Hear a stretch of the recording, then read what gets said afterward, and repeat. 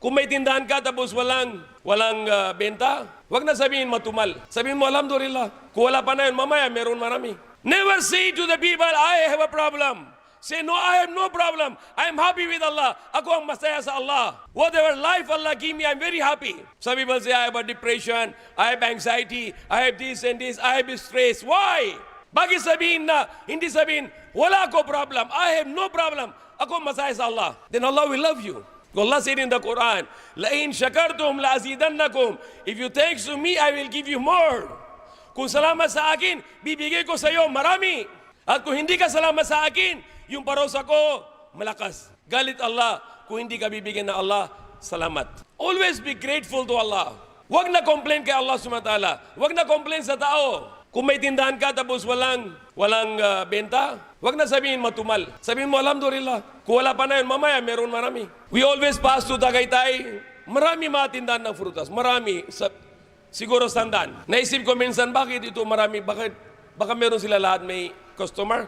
Meron lahat customer. Dahil pinadala ng Allah na lahat sa may customer. Everyone is going to get customer. Because Allah is Al-Razak. Siya yung bibigay ng pagkain. Allah is the one give risk. When Musa alayhi salam, he asked about Allah, about his children, about the sustenance, Allah told to Prophet Musa, hit your stick on the rock. When he hit his stick on the rock, then another rock come, then another rock come, and another rock come, until there is a small rock. When he hit on that, the rock will come out, and there is an ant, and there is a food in the mouth of the ant. Allah is giving the food to the ants. Believes in Allah. Allah is the one giving us risk. And if Allah tests you, He hold a risk for you. Don't complain to Allah, and don't complain to people. Be grateful. Say to Allah, Allah, you were given me all life. Today I have a problem. Alhamdulillah. Prophet Muhammad said, if you have a good health, and if you have a safe house, and if you have a food for one day, you have whole world with you. Ano sabi ni Prophet Muhammad?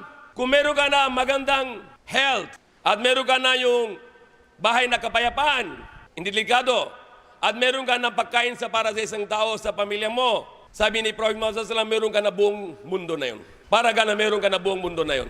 Dahil marami tao walang magandang health. Marami tao no safe house. Millions of people no house in Africa. You can go in Manila, people sleep in Luneta Park. Go in the Bay Walk and you complain because your house is broken. And if you want, Allah will bring you to the sidewalk to sleep. Be thankful to Allah.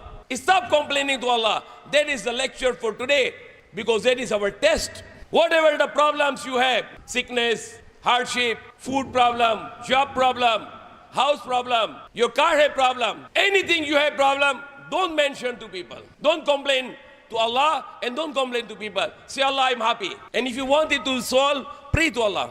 Pray to Allah in every salah. Make salatul tahajjud. Make salatul hajat. 2 rakat, anytime. Allah, I need this problem. I need to be solved this problem. Allah, I want this. Allah, I need this. Allah, help me this. Allah is very angry when you complain to Allah and when you complain about your problem to people.